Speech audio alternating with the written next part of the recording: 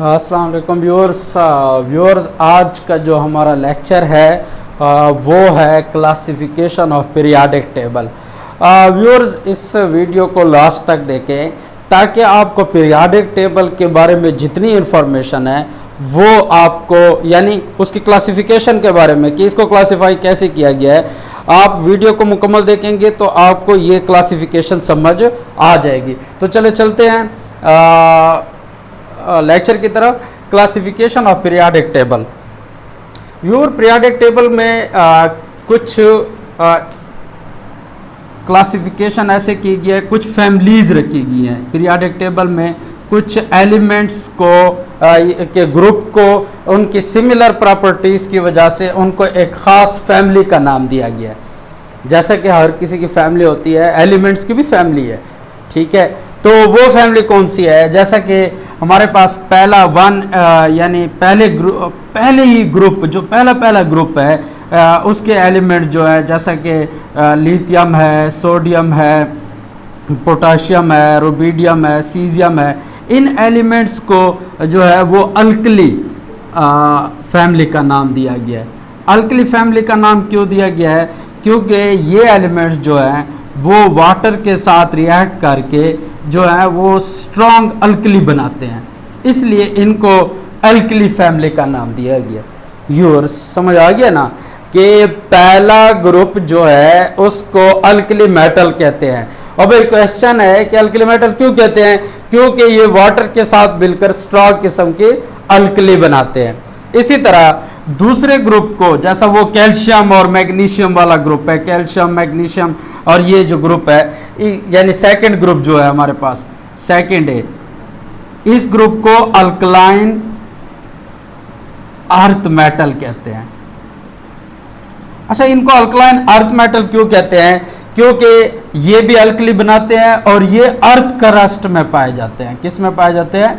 Earth crust में पाए जाते हैं, इसलिए इनको अल्कलाइन अर्थ मेटल कहते हैं। तो दूसरे ग्रुप को क्या कहते हैं? पहले ग्रुप को हमने अल्कली मेटल कहा, दूसरे ग्रुप को क्या कहते हैं? Alkaline earth metal. अच्छा, एक और ग्रुप है 7 ग्रुप। 7 एक ग्रुप है। इस ग्रुप को जैसे ये फ्लोरीन है, क्लोरीन है, ब्रोमीन है, आयोडीन है, ये ग्रुप जो है ये आपके पास क्या है? हैलोजन है। ये क्या है? हैलोजन। हैलोजन का क्या मतलब है? हैलोजन का मतलब है साल्ट फॉर्मेशन, यानी कि ये जब किसी मेटल से मिलते हैं तो क्या बनाते हैं? साल्ट बनाते हैं। जैसे सोडियम और क्लोरीन आपस में मिलते हैं तो सोडियम क्लोराइड बनाते हैं और सोडियम क्लोराइड एक साल्ट है। इसलिए हैलो का मतलब है साल्ट और जेन का मतलब है फॉर्मेशन, यानी हैलोजन का मतलब है साल्ट फॉर्म। तो व्यूअर्स एक इन्फॉर्मेशन आप ये नोट कर लें कि सातवें ग्रुप को हैलोजन कहते हैं। और हैलोजन क्यों कहते हैं? क्योंकि ये साल्ट फॉर्मेशन करते हैं। आपकी मालूमात में लाजमी इजाफा हो रहा होगा। देखें, ये इन फैमिलीज के नाम आप याद रख लें। इसी तरह एक 8 ग्रुप है, उससे आप पहले भी फेमिलर होंगे।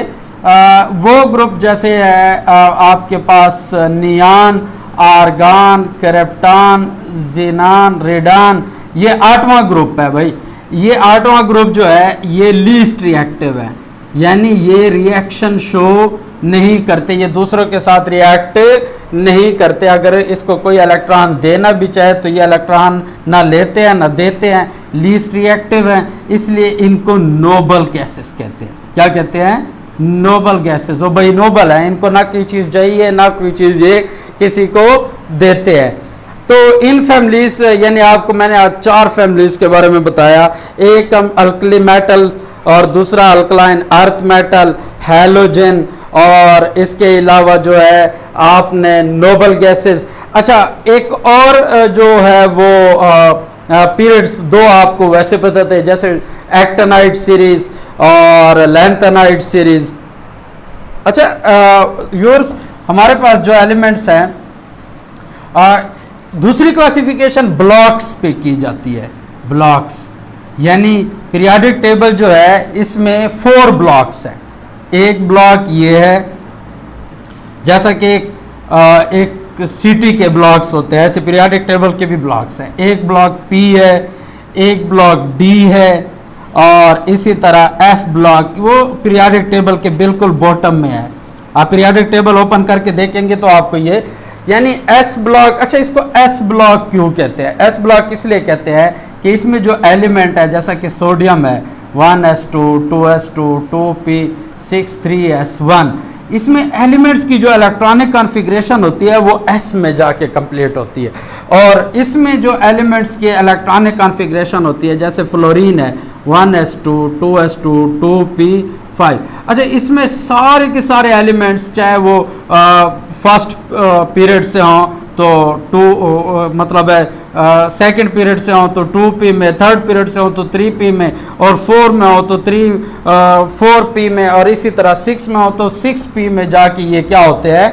कंप्लीट होते हैं। इसी तरह ये डी ब्लॉक एलिमेंट जो है इनकी इलेक्ट्रॉनिक कॉन्फ़िगरेशन डी में कंप्लीट होती है, और इनको ट्रांजिशन एलिमेंट्स भी कहते हैं क्योंकि D1 से D9 के एलिमेंट जो हैं वो ट्रांजिशन शो करते हैं, ठीक है, इसलिए इनको ट्रांजिशन एलिमेंट्स कहते हैं। और यहाँ पे इनके इलेक्ट्रॉनिक कॉन्फ़िगरेशन जो है वो F ब्लॉक में कंप्लीट, F में कंप्लीट होती है, यानी इनकी जिस तरह S में कंप्लीट हो रही है, इनकी P में कंप्लीट हो रही है, तो इनकी D में कंप्लीट होगी, और इसमें इनमें क्या किस में कंप्लीट होगी? F में कंप्लीट।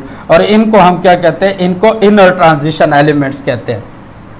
इस बेस पे भी एलिमेंट्स की जो है वो क्लासिफिकेशन की गई है, S P D F, इनको ब्लॉक्स में डिवाइड किया गया है। इसके अलावा जो है पीरियोडिक टेबल में अगर देखा जाए तो ये S वाले एलिमेंट और ये D वाले एलिमेंट्स और इसी तरह ये F ब्लॉक वाले एलिमेंट्स, ये सारे के सारे मेटल हैं, ठीक है, सारे के सारे क्या हैं? मेटल है।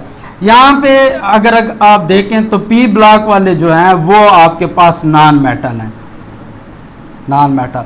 और कुछ एलिमेंट यहाँ पे ऐसे हैं, अगर आप देखें तो पीरियोडिक टेबल में एक स्टेप्स वाले एलिमेंट्स हैं, वो एलिमेंट्स जो हैं आपके पास क्या है?